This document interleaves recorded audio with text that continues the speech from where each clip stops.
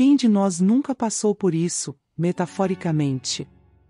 Quantas vezes tentamos vender ou trocar algo que poderia nos salvar, em detrimento à nossa própria sanidade?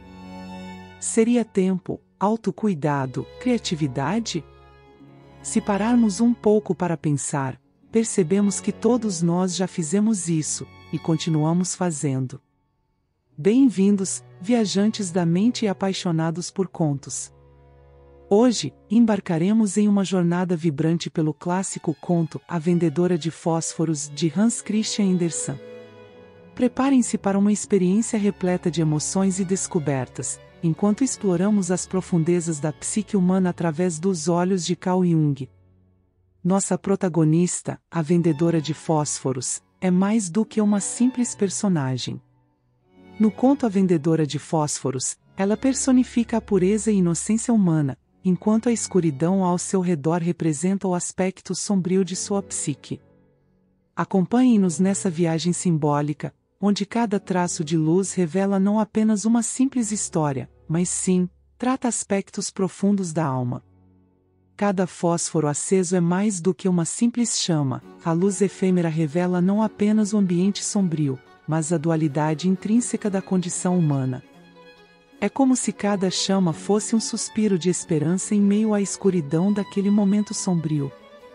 Nossa pequena protagonista, ao acender os fósforos, não apenas enfrenta o frio implacável, mas também desencadeia momentos de luz e calor, contrapondo momentos racionais, ao tentar se aquecer acendendo os fósforos, e outros de devaneios, ao sonhar com imagens irreais.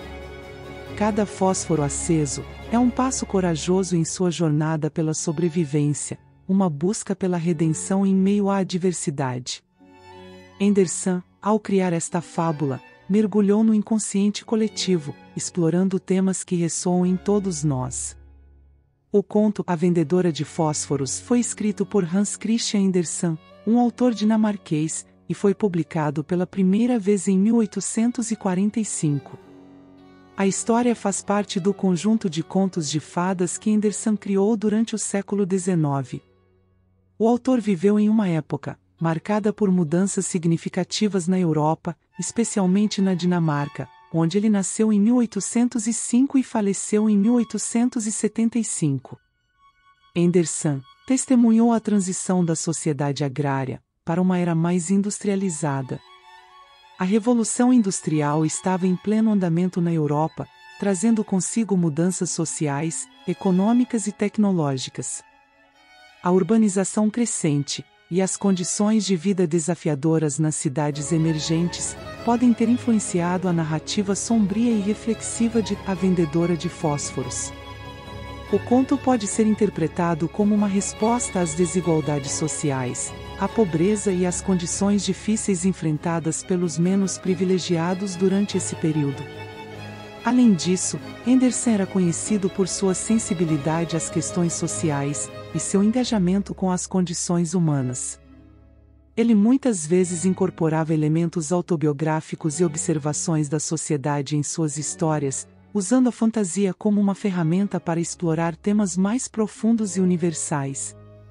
Dessa forma, é possível que a observação direta das mudanças sociais durante a Revolução Industrial, aliada à empatia de Andersen para com os menos afortunados, tenha inspirado a criação de A Vendedora de Fósforos como uma expressão poética de seu tempo e uma reflexão sobre as complexidades da condição humana. Esta não é apenas uma história, pois é um eco universal, de significados e esperanças que transcende culturas e épocas. A ambientação do momento da história também é significativa, pois ela inicia com a informação: é véspera de Ano Novo.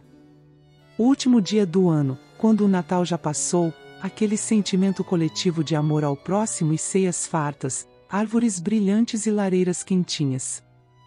Não é uma noite de Natal, é uma noite fria e solitária, onde nossa pequena heroína sai para vender fósforos, ironicamente algo que poderia ser usado para aquecê-la. Não consegue vender nenhum, e ainda acaba morrendo de frio, entre alucinações de lembranças de momentos não vividos no Natal recente. Cada elemento, Cada personagem que cruza o caminho da vendedora de fósforos é mais do que uma simples figura. Eles representam diferentes facetas de sua anima e animus, adicionando camadas à sua jornada emocional. É como se cada encontro fosse uma dança delicada entre as sombras e as luzes da psique humana. Ao perder os seus chinelos, que pertenciam à sua mãe, mostra o quão miserável encontrava o seu entorno, já que imediatamente foi roubado por um garoto, que logo planejava que fosse usados também por seus filhos.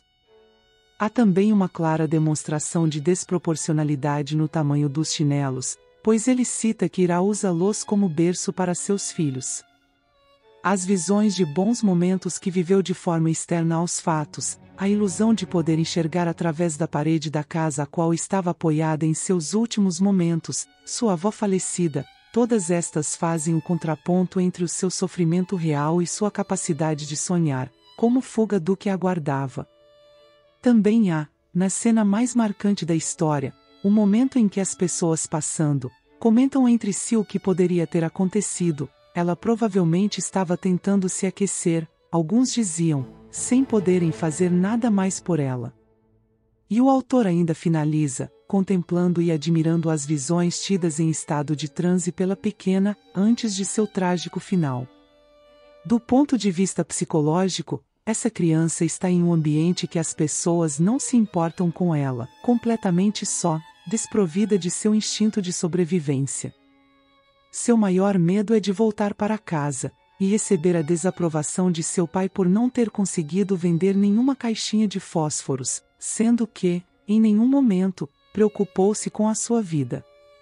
Ela tem dificuldades em perceber que está definhando de frio, e prefere continuar vendendo para pessoas que não a enxergam, algo que lhe salvaria a vida. Existiam diversas maneiras de evitar este final trágico, seja se escondendo em um lugar mais quente, uma carroça, um depósito de carvão, talvez fazendo uma pequena fogueira. Mas ela optou por continuar cumprindo um perigoso dever, como vendedora fósforos em um inverno rigoroso, na tentativa de agradar quem não se importava com ela. Quem de nós nunca passou por isso, metaforicamente? Quantas vezes tentamos vender ou trocar algo, que poderia nos salvar, em detrimento à nossa própria sanidade? Seria tempo, autocuidado, criatividade? Se pararmos um pouco para pensar, percebemos que todos nós já fizemos isso, e continuamos fazendo. Será que vale tanto a pena manter o status quo, se as consequências deste comportamento ditarem o seu fim?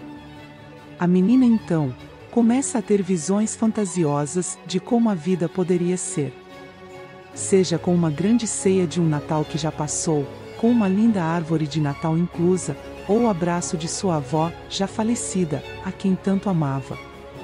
Essa atitude a paralisa cada vez mais, pois, ao invés de tentar buscar uma saída para sua condição, passa a sonhar de olhos abertos, com coisas inalcançáveis naquele momento.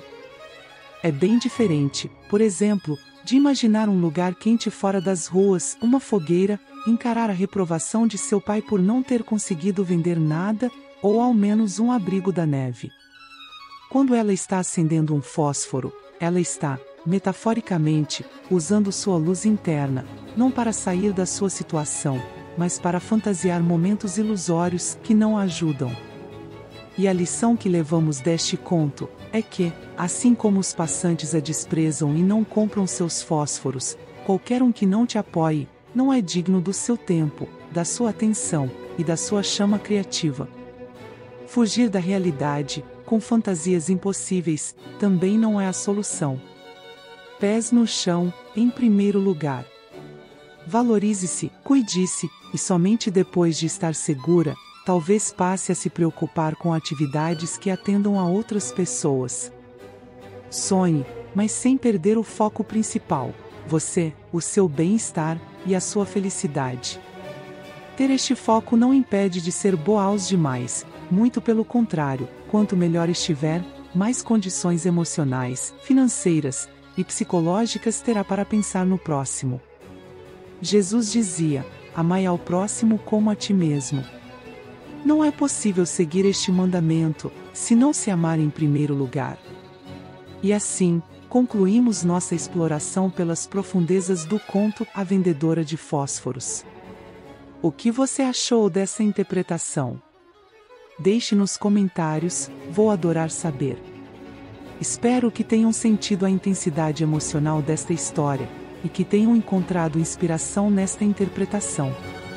Não esqueçam de deixar seus comentários, curtir, compartilhar e, claro, se inscrever para mais jornadas emocionantes. Até o próximo vídeo.